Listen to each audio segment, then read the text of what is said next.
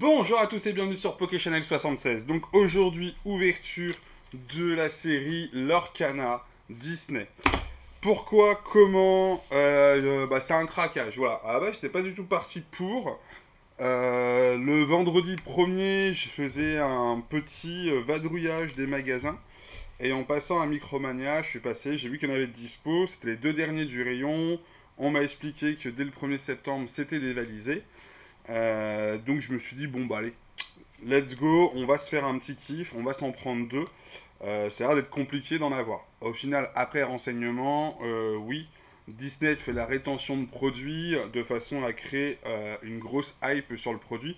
Donc la série numéro 1 devrait être en faible quantité, de façon à ce que tout le monde puisse se dire, bah zut, j'ai pas réussi à faire ma série complète, zut, j'ai pas réussi même à en acheter ou en avoir en quantité suffisante pour me faire kiffer. Donc sur la deuxième série, je me lancerai au taquet sur les précommandes et tout, je me taperai en magasin s'il faut, mais j'aurai mon matos. Voilà, donc sale méthode entre nous, j'aime pas du tout ça, ils auraient pu en faire pléthore, de toute façon à ce qu'on en aille tous, ça aurait été quand même bien plus sympa quoi. Après, beaucoup de personnes, hop, on va passer ici, beaucoup de personnes qui kiffent la spéculation vont kiffer ce principe, voilà, comme ça ils vont pouvoir spéculer sur de la carte. S'il n'y a pas une carte qui vaut 250 balles ou plus, c'est pas intéressant d'ouvrir. Bon, bah là, j'ai envie de vous dire, avec la série numéro 1 de Disney, on est servi. On a déjà des codes qui sont en nawak, on va se le dire. Hein. On rappelle simplement, hein. Les codes, c'est pas Disney qui les fait, c'est simplement les personnes qui collectionnent les cartes. Donc, va justifier d'une carte à 250 euros sur une série qui vient de sortir. Je ne le comprends pas, je ne le conçois pas. On n'a pas le taux de rareté. En tout cas, le pull rate n'a pas été annoncé. Moi, je ne le sais pas, mais j'essaie de me renseigner un petit peu. Donc voilà. Donc moi, j'achète certainement pas pour ça. J'achète surtout pour voir un peu la beauté des cartes. J'ai regardé, il y a 204 cartes à collectionner. Sur Disney, je vais pas vous le cacher, je suis gros fan d'Aladin. Voilà, Disney, dessin animé de mon enfance. Donc c'est surtout pour ce dessin animé là que j'ai acheté. Après, il y a des belles cartes de Mickey que j'aime beaucoup aussi, qui sont très jolies. Le Roi Lion, c'est un peu moins mon kiff, même si ça reste un petit peu dans le délire. Voilà. Après, plus récent, ou Belle et la Bête, ou autre, je suis peut-être moins sympa, même si la Bête, je l'ai vu, il y en a une très belle carte. Donc voilà. Donc je pense que les illustrations sont vraiment sympathiques. Je pense que le jeu en soi va être sympathique à jouer. Ça reste un jeu de cartes traditionnel, donc vraiment sympa. Après, ouais, gros souci avec ça, sur le fait de faible quantité de mis à disposition par Disney. Je le précise, c'est Disney qui choisit d'avoir cette méthode-là. Et après vient se greffer donc tout ce qui est... c'est même pas du scalping, hein, c'est de la spéculation. C'est-à-dire qu'on vient acheter, même si on n'est pas fan de la licence, même si on n'est pas fan du trading card, juste parce que potentiellement il y a des thunes à se faire. Donc on vient se greffer au marché. Voilà. C'est le souci parasite des dernières années sur ces jeux de cartes à collectionner. Voilà. Bon. Moi, je préférais quand c'était un peu moins cher. Au moins, ça permettait de faire des full sets. Mais bon, c'est comme ça. On peut pas faire grand chose. Allez, on va aller regarder ce que nous propose cette série. J'ai aucune idée hein, s'il y a des placements de cartes en première position, dernière position ou haute. Donc ça, c'est ok. Ok. Lorcana, Trading Card Game, découvre le compagnon un peu Disney. Prendre le jeu et bien plus encore. Ok. Ouais, donc ça j'ai eu après, si vous les mettez toutes côte à côte, ça fait en 4 cartes, ça fait un beau Mickey. Voilà. Bon allez, on va se regarder ça tranquillement, on va prendre le temps. En tout cas, c'est le but. Je regarde le retour de façon à ce que vous ayez quand même quelque chose à l'écran de correct. Donc, Elsa. Donc, on est Elsa, la Reine des Neiges. Ouais, on va essayer de voir ma culture Disney si elle tient encore un peu la route. Donc, surfeur de glace. Donc là, on est sur les cartes Unco, on va dire. Non, commune plutôt.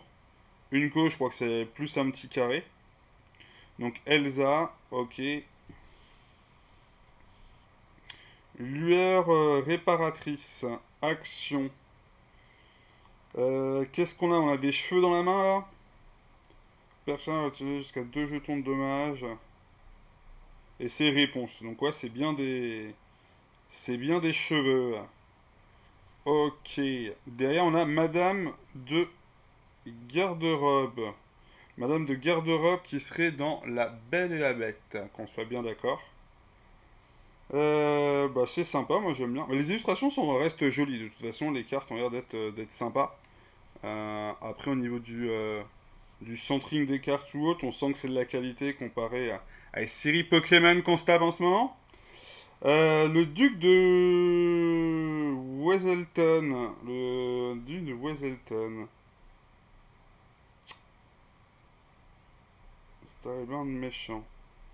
Opportuniste. Ça, c'est... Bah sincèrement, je ne sais pas de quelle série ça vient. Je ne sais pas. Je ne pourrais pas vous dire. En tout cas, ça me dit rien.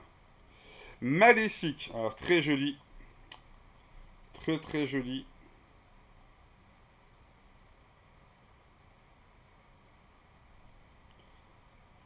Après, on a Prince Eric. Fougueux et courageux. Ok.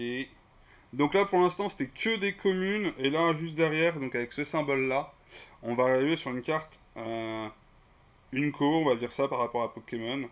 Donc un tout petit peu plus rare, mais de rien du tout, quoi. Le fou, j'aime bien sa tronche. Il est bien fait.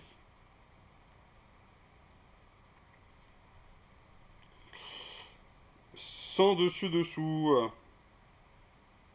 Ouais. Ouais. Pas ouf, hein. Pas ouf. J'ai pas une carte Aladdin pour l'instant. Bah, on a du réponse. On a réponse, lançant sa chevelure. Bon, la carte est sympa, mais c'est pas du tout dans ma génération et dans mes délires de Disney. Je suis désolé. Alors là, on va avoir une carte, les fameuses cartes les plus rares du jeu, il me semble.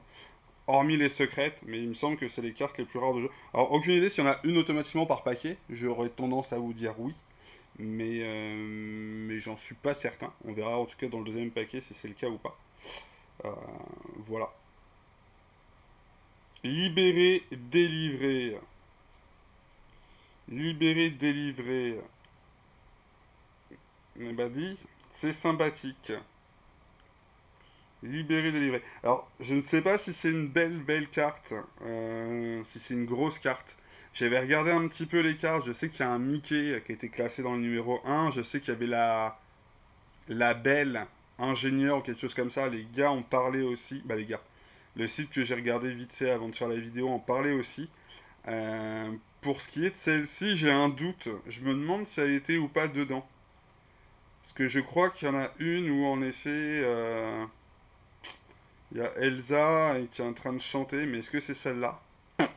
Je ne peux pas vous dire. En tout cas, ça, ça me fait ni chaud ni froid. Comme je vous dis, c'est pas ce que je préfère hein, en termes de trucs. J'aurais voulu du Aladdin, j'ai pas une seule Aladdin qui tombe, c'est comme ça. Bon, on va la mettre quand même de côté, parce que c'est celle qui veut dire qui cote le plus. On pourra peut-être la protéger.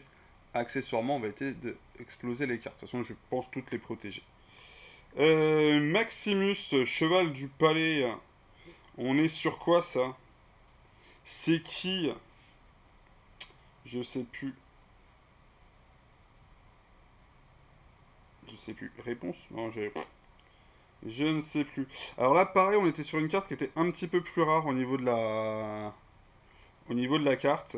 Et donc on va là, après, sur la dernière, on va revenir sur la... Un spectre d'Arandel, excusez-moi. Et c'est quoi? C'est... Ouais, c'est feuille. Ok. Donc carte brillante sur la fin. La dernière carte, une carte brillante. Et donc là, ouais, alors là, hop. Donc Elsa qui est vraiment rare. Là, on a un peu moins rare. Là, on a du Unco et là, on a de la Co. Ok, ok. Bon, bah, ça fait plaisir en tout cas de découvrir un petit peu ces nouveaux. Bah, moi, ça me change un petit peu de Pokémon, je vous avouerai, ça me fait plaisir. Et puis, je trouve que les illustrations sont vraiment sympas. Après, de là à jouer au jeu, je suis pas forcément sûr, quoi. Ah, attendez, je vais essayer de vous descendre ça un petit peu à l'écran, je viens de voir que ça... J'étais pas du tout bien centré. Je viens de faire tomber le paquet de cartes. Tout va bien. Si on n'est pas pressé, je me rends compte que de temps à autre, je suis un peu trop pressé, limite stressé. Au moment où je tourne, bon, stressé est un bien grand mot, hein. Mais en tout cas, pressé, j'y vais un peu trop vite, alors qu'on peut y aller quand même tranquille. Même si on fait pas, hop là, voilà. Hop, on va remettre celle-là ici. Bien. Et notre belle carte, notre beau hit, on va le mettre par ici, ça par ici. Hop là. Voilà. Même si je fais pas de découpage, vous aurez le petit... si je fais pas de montage, de découpage. De montage, vous aurez au moins à l'écran quelque chose d'un peu plus sympathique au niveau des cartes. Ça me paraît un petit peu mieux. Donc là, on devrait avoir un autre morceau de Mickey. Pam. Donc la partie là. Ok. Ouais, donc en quelques boosters, normalement, vous avez au moins ces 4 cartes qui vous représentent un grand Mickey Mouse. Ah, je suis trop content. Yes. Yes, yes, yes. Ah, bouh. C'est trop cool. Bon, allez, un paquet spécial Aladdin, là, ça me ferait vraiment kiffer. Abou, abou, abou. J'adore. Ah là là. Disney préféré, c'est bien lui. Après, je disais un petit peu le Roi Lion. Si vous pouvez me faire un pack Roi Lion et Aladdin, je prends. Mon Abou, Pumba. Donc là, franchement, on est en kiff. Maléfique encore, c'est la deuxième qu'on tape. Très joli aussi. Derrière, suspense. On a un petit Peter Pan. Oh. Ben dites-moi, là vous êtes sur un paquet de mon enfance.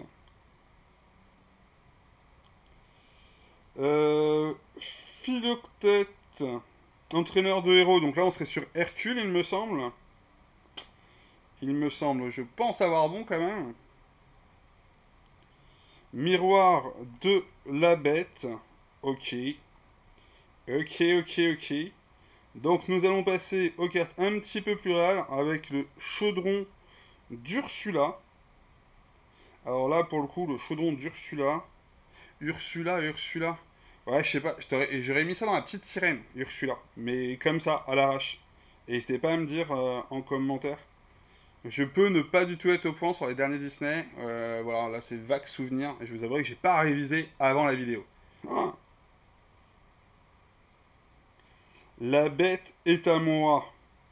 Bon, bah la bête est la bête. Hein. Ça, c'est pas rien de compliqué là-dessus. Hop, on va décaler un petit peu par ici pour les cartes un petit peu plus rares. Même si on ne l'usera pas à l'écran. Œil des moires. Alors là, je ne sais plus du tout. Je ne sais plus. Est-ce que c'est du Hercule ou est-ce que c'est autre chose? Je n'ai plus d'idée. Alors, ok. Donc on est automatiquement, on a cette fameuse carte ultra rare, on va dire, qui est dans le paquet. Ouais, bah un petit Aladdin me ferait vraiment plaisir. J'ai vu qu'il y avait un petit j'ai vu qu'il y avait un petit Aladdin comme ça, Aladdin maître des voleurs, il me semble, qui est vraiment très joli. Bon après je prends un peu n'importe quoi, de toute façon c'est tombera ce qui tombera les amis. Et bah c'est Vaiana. Vaiana. Ok. Alors là pour le coup ça me parle pas plus que ça quoi. La carte est jolie, c'est sympa, mais ça ne me parle pas plus que ça.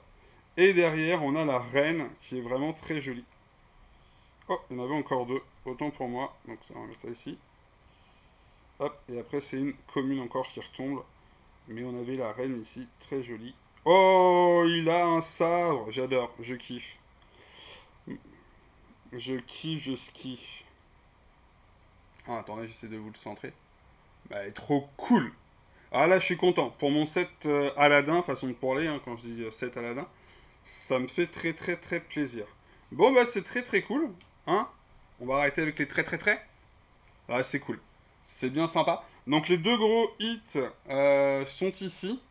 Donc Vaiana est libérée, délivrée avec Elsa.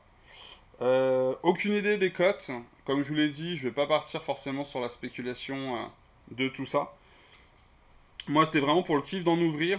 Au niveau des prix, donc j'ai réussi à trouver ça donc en Micromania, comme je vous l'ai dit. 6 euros le booster, 5,99 €. Je suis passé dès le jour même, peut-être pas à l'ouverture, mais de toute façon, il n'y avait plus rien. Ils se sont fait dévaliser.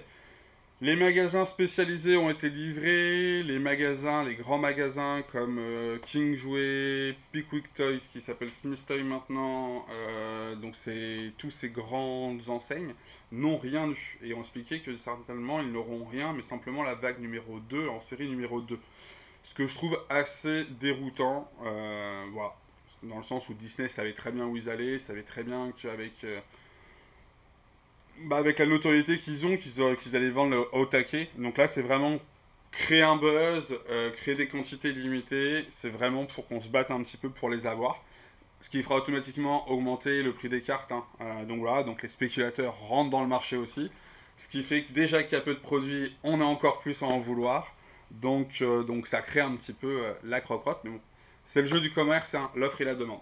Voilà. Donc n'hésitez pas à me dire si vous avez commencé cette série, si c'est quelque chose qui vous intéresse. Euh, Si vous voulez vous lâcher sur les méthodes de distribution, n'hésitez pas. Je vous comprendrai. Et je pense on est pas mal. Moi, en tout cas, ça m'a fait plaisir. Je trouve que les illustrations sont super belles. Ah, pour faire la critique. Illustration super belle. Finition des cartes, c'est bien cadré. C'est pas, voilà, c'est pas comme sur toutes les cartes qu'on a ouvertes. Pour moi, elles sont toutes parfaitement cadrées. J'ai pas vu un gros débordement. Je sais pas c'est quoi le pourcentage de façon à ce que ça soit viré de sorti du cycle de production. On comprend que c'est bien plus sérieux et bien plus cadré que chez Pokémon Company. Donc, de très bonnes factures. En termes de prix, 6 euros pour 12 cartes, ça reste raisonnable par rapport au prix du marché. Voilà. Seul bémol, comme je vous dis, c'est simplement que pas assez de produits sur le marché, ce qui fait que les prix vont s'envoler et que ça va être le bazar pour compléter une série complète. Voilà. En tout cas, merci à tous d'avoir suivi la vidéo. N'hésitez pas à liker et vous abonner si ce n'est pas fait, à commenter bien sûr, et puis on se dit à très bientôt pour une prochaine vidéo. Merci à tous, bonne journée à tous. Ciao.